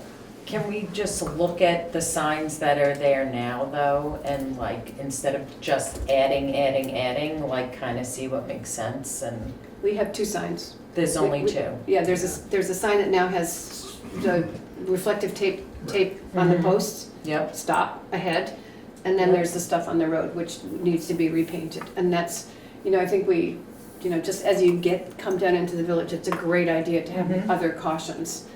So, Did anybody ever talk about moving that telephone pole? It's on Doug Richmond's place. that's part of the study, Mike. We Oh, it can't is. do that It until, is. yeah. It is. Okay. Yeah, I mean, Just asking. there's a whole lot of other stuff that goes, that corner of Because Richmond's Road that's has the changed. major That's a major I know. flop. obstacle Yeah, it Yeah. is. coming out of there. There's that, plus the car that's always parked right by, at Richmond's, right by Right. that sign. Yeah. That's part of that study, and it's just, Okay. so maybe this would work. Or at least we'd know in a year if it works better or not, and then we could still see how that bid process is going, study process, it's just slow. It is slow, yeah, but I want to, maybe Sheila wasn't on the board when this all started a few years ago, but the match for that grant is coming from ARPA funds, which need to be expended by the end of 2026. So, Well, if we get a grant, we can use that to, I don't know what. yeah. I mean, we can figure it out. the Either we timeline do on or we that don't. Scoping study is Tammy is- run short, yes. Tammy. Hold on, I think I have to unmute. Hi, quick question. It sounded like the scoping study has already started, the way Sheila was saying. That's part of the scoping study.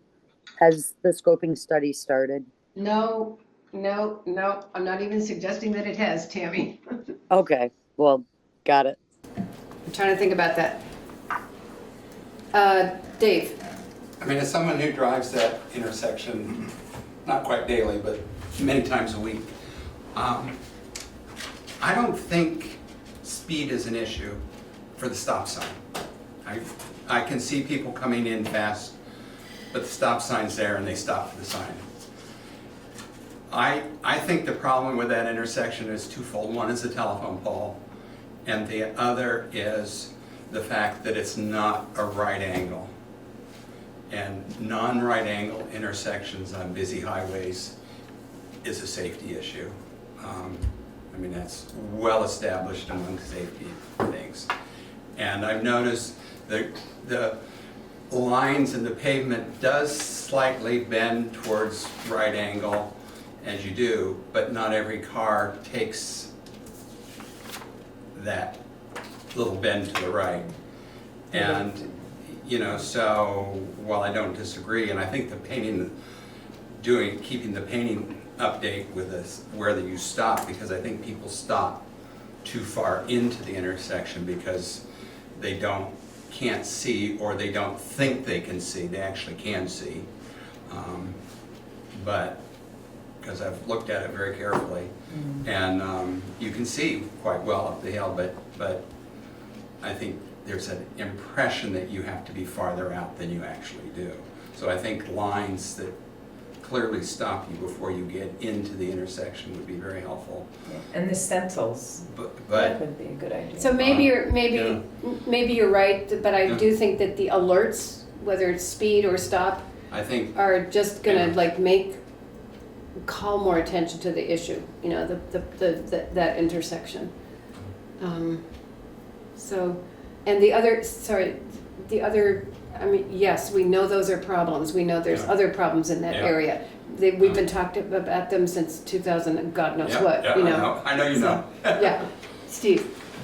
I think one of the issues is the pure volume of cars, the parked cars by the Tontine building, the Doug Richmond's lot full Yeah. of people pulling in and out. There's so much going on before you even get to the intersection. The intersection is the easiest thing once you get there, but it's a battle.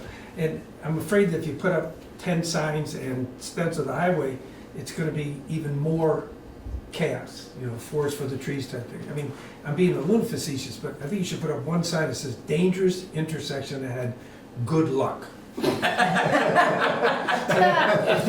Tara, you on that? Yeah, If on that totally one on it, sign, yeah. if you put up that That'll be one hot sign, pink. it will have an article in the New York, it'll have an article in the New York Good luck, Times. babe. And it will slow people down, my because God. they'll say, what do you think that means? Well, I don't know, but you better slow down a little bit. So, you know, sometimes things like, we can't put up our own signs, can we? Like, No. dangerous intersection ahead, good luck. Yeah. Probably not the good one. We cannot go for Center Road. But you have to, I'm saying you have to look for the hook, not just more and more and more of blinking and reflective and So- things like that. At this point, excuse me, Okay. at this point, we don't have any blinking, we don't have enough markings, and so perhaps the first step is to do more markings, and then maybe we can add some humor to it, but, I was just gonna say, I lived on a street in a small town where people came in from a rural high-speed thing, and they came down a hill and they were always speeding. So the town bought an old police car, fully, you know, with lights and bars and everything, and they would park it at that hill, and that slowed people down. Right. okay, I've heard that before. so, did I make a motion? Did I make a motion? No, No, not yet. So what is the suggestion? I'm gonna move that we authorize, Jim, up to $800 from the highway budget to implement suggested signs and stencils on the road at that intersection, including, are we ready? 1 speed limit in stock, 1 single post junction US 5, 1 double-headed arrow signing across from the intersection, and repainting the lines and stenciling. So I did just look at the budget for signs there's $2,000 there with no spend yet this year. Okay. So I'm And just just- wondering where the $800 Yeah, it's in the budget. We have, Yeah, yeah, we have it there. thank you. Anybody second the motion? I second it. Any more discussion? No, that was good. All in favor? Aye. Anybody opposed? Anybody abstaining? Abstain. Abstain, thank you, Tara. Okay. Where are we? Covered Bridge, Erica, would you like to discuss the Covered Bridge Society requests? Oh, yes. So, there is a Vermont Covered Bridge Society, which has been in existence since the year 2000, and they have intermittently been contacting Guilford since we are the owners of one covered bridge.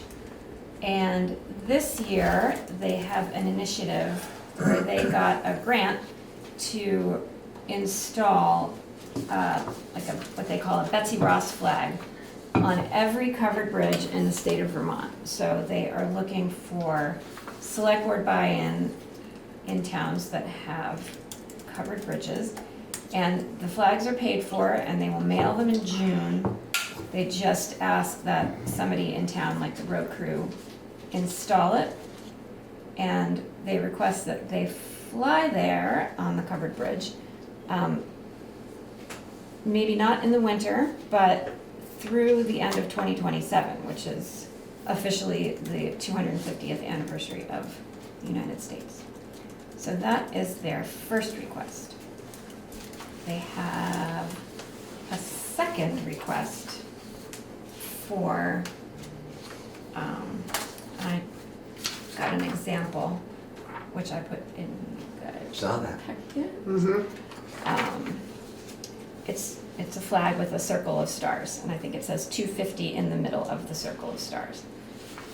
But the second request was more oriented toward their nonprofit, and they suggest flying a Covered Bridge Week plastic banner during Covered Bridge Week, which is the first week in August, but that has a cost. The town would have to buy a banner from them for $80. And then ostensibly, I guess they would like us to put it up every Covered Bridge Week. So, you guys can make your own decision about all that, but there is a press release that was published in the Bennington Banner about it. And just with a comment from the Vermont's Division of Historic Preservation, which is where they secured the grant for the flags. So, state buy-in for the 250 flags. So the questions Otherwise- are, do we want to spend $80 in fees to get this Covered Bridge Week banner? And also, or take the flag and post it and Right. put it up? Yes, agree to have the 250 flag. I do not have a strong opinion about this. Does anybody want to make a motion? I don't have any opinion about this. I'll make a motion that we go ahead and do this and pay $80 in fees, and it's an annual thing. Well, This is the second annual one this that's is coming the up. second yeah. annual Covered Bridge Week in August. When is And it in We have August, a really Dan? great bridge. It's the first week of August. So that would stay out through all of August? Yeah, that's cool, because I know there's like a big picnic coming up in Green River in August. It'd be cool to have that I little... think it's great to But honor the this is- covered bridges of Vermont, Interesting. Well, so especially if there's a press release about it. the press release is about the 250. 250.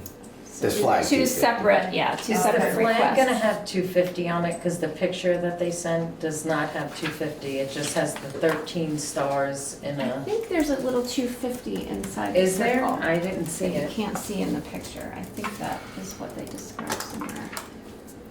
I don't see it.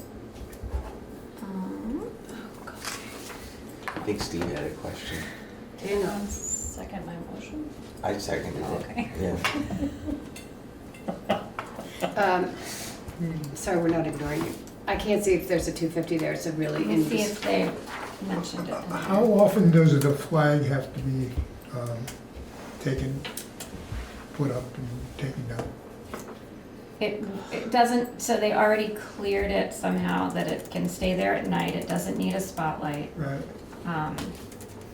The person who is involved in this society is also the town clerk of Lunenburg, and he says that Lunenburg plans to take it down when weather gets bad and put it back in the spring. So this would be a So it'll be- responsibility of the, if somebody seconded, so this would be the responsibility of the highway crew. Yeah, I'm only asking how much of a maintenance task is this for the highway crew? If that flag has to come down, is it just winter? You have to take it down and then put it It's back up? just stuck in a little thing. It's just using the bucket loader to get up there and get it out, you know. Yeah. Right. Steve, Steve? Yeah, I'm just looking to see where that would. Mr. Lemke? Yeah, I'd like you to table this until I can bring it to the Green River Village Preservation Trust Board. We don't own the bridge, we can't really say what happens to the bridge, but in Green River, there has never been a banner hung on the bridge. There's never been, other than one wreath on one end and one wreath on the other, and a sign that says $2 fine for walking, Yeah. driving faster than a walk. Nothing has gone, well, I take that back. Annie might have used to put some corn stalks up on the And corners. Halloween, at yeah. Halloween. But other than that, it is not, in my considered opinion, and I could probably lobby except for the one member who seconded the motion. We'll have a chat. Yeah. But the bottom line on it is that it's a small town, it's a small village, it's a very treasured, covered bridge. You look at the pictures, it's always the same picture. And I don't remember ever seeing those on the calendar with, hey, you know, buy our banner, do this. So I'm dead set against this. I would take it to the board and come back to you with what the vote is. But I couldn't think of anything worse to do. I'm kind of pissed off right now that the last 50K people who ran through the bridge didn't pick up their signs and take down their arrows. And that's an email that I'm sending tonight to say, you want our help, but you clean it up afterwards, because who wants to look at all those? And as far as painting on rocks, we've fought this battle for years out there, that it's used for different things, you know, and you might as well put up a sign that says photographs, 25 cents, you know, and payable to the Green River Trust. I mean, it's just too much advertising, so just leave it alone. Oh, I rescind my second to your You rescind motion. your second? Yeah, I think going to the board Yes. is fair. Yes. They take care of that bridge. Yes, Tara, Very would you like well to rescind said. your motion? I'll What do you rescind think? my Yeah, motion, yeah. yeah, and wait till We'll Steve table comes this? back, yeah. I Okay, do. well, I think we have to vote on rescinding a motion, so How about the flag? Is the flag the same issue? Yeah, he we'll said just wait. nothing. We can, Yeah. I move that we rescind that. Tara, you probably need to move to rescind your motion. I thought I did, but I will again. I move to rescind my motion and say what the motion is, and that is, oh boy. To pay the $80 $80 and Oh, put yes, the flag yes, up- yes. and Yeah. put the flag in the banner. To- All in favor? Oh, Okay. no, I have to Somebody- second that Chip motion, seconded. yes. So, Getting it back in Steve's yeah, his yeah, fees. it's clearly a delusional moment for me at the table, so yes. Yes, wow. All in favor? Aye. God, Aye. thinking, when's the next meeting? No, thankfully, it's a year away.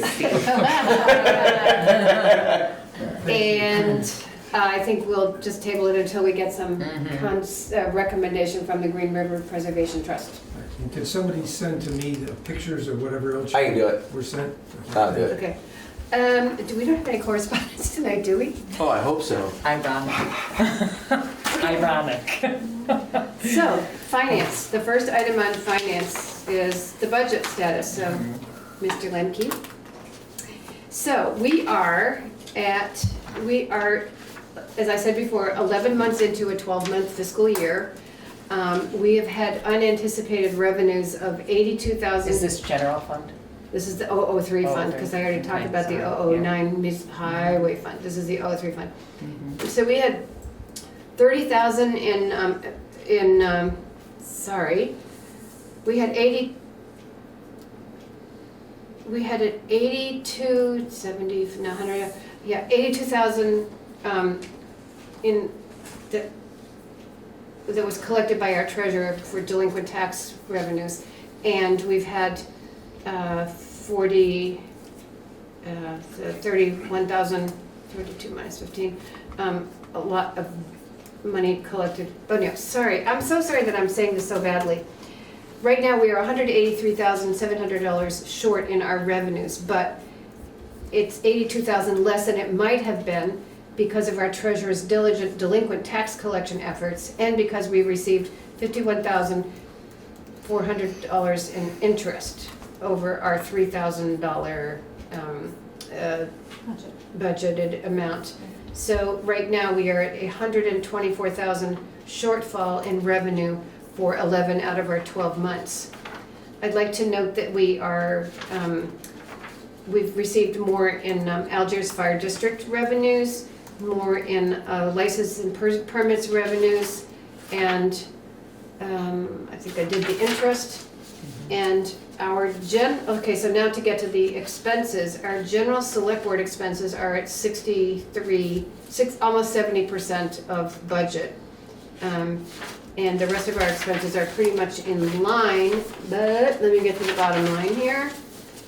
Our revenues to date are $282,500 greater than our expenses. In the first week in January, we're going to be projecting figures through to year end, which is June, right? In the June. first week of June. Did I say You what? said January. Yeah. I do mean June. Oh, you mean June? I do mean Okay, okay. In the first week in June, like next week, we will be projecting our year-end June 30th figures to determine how best to manage any potential outstanding expenses and avoid dipping into our reserve fund. And I think we're in pretty good shape there. Thanks to Ellie, among others, and to people being conservative. Any comments on the budget? Has the 123 short been incremental, month over month over month, or, because again, my question is, why are we hearing about that now and not at the last monthly update and the previous monthly update if it's been building up to that point? So you can't, we collect taxes in October and So November. you're saying So this is, the shortage is based on tax collection? no, yes, Okay, those but two it's things. offset by increased revenues in delinquent tax collection and interest, and then interest expense. Delinquent tax interest and penalties, and interest that we've earned. Okay, so a shortage like this should not be looked at as an anomaly. It's possible at any year, depending on tax collection and things like that, that it could go one way or the other at the end of the year. Unfortunately, we have revenue surplus in other areas that will offset that.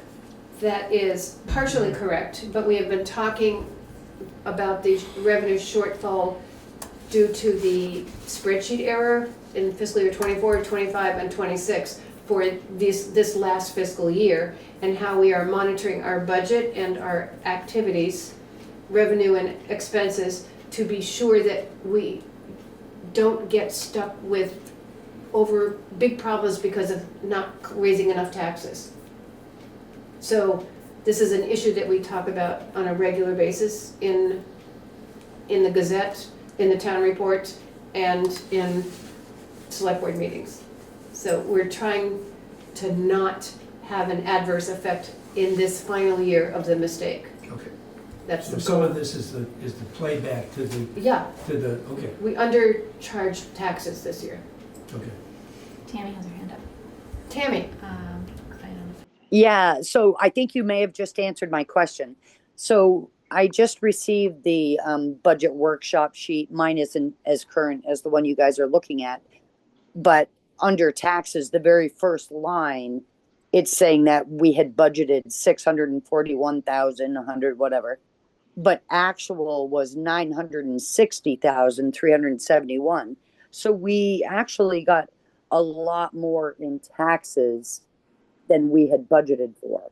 But that's because we didn't budget correctly. Is that what I heard you just say? No, I'm sorry. That 960, Ellie has explained to us a few times, it's not just taxes for the 003 budget. It includes some other things that are then dispersed out. And I cannot give you the definitive answer. I cannot give you an answer on that right now, Tammy, but we can ask Ellie to help explain that again. She does it usually in her quarterly reports. Okay. Okay, I'm sorry that I just don't. Yeah, it was just confusing when I'm looking at it. You were saying we received less, but in fact, it looks like we received 140, almost 150% of what we had anticipated. Right. So that's confusing to look at. But Just you'll see, school no, taxes. it's not the school, because the school is something else. You'll see that we have taxes, social service agencies of 14,730 that we budgeted, and it's zero out, although it's included in our expenses, so,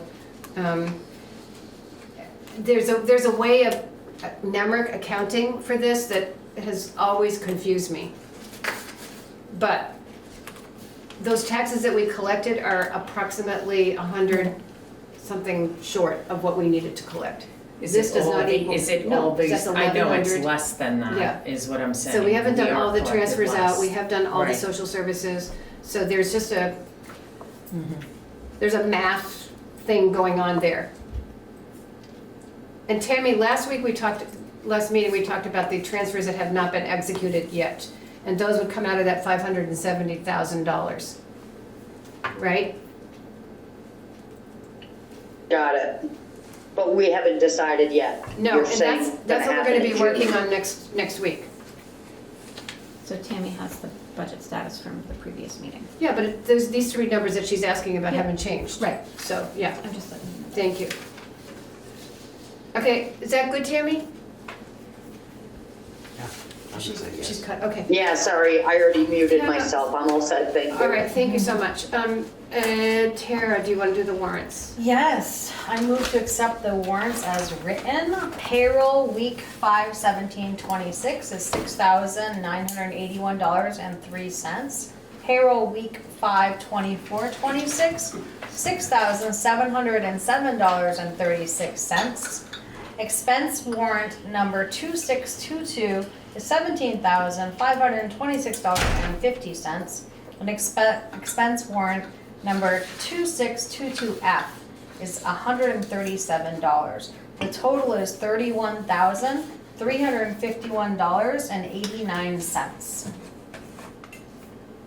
I second that. Any discussion?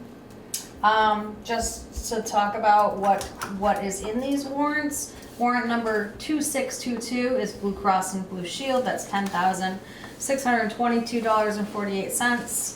That is insurances.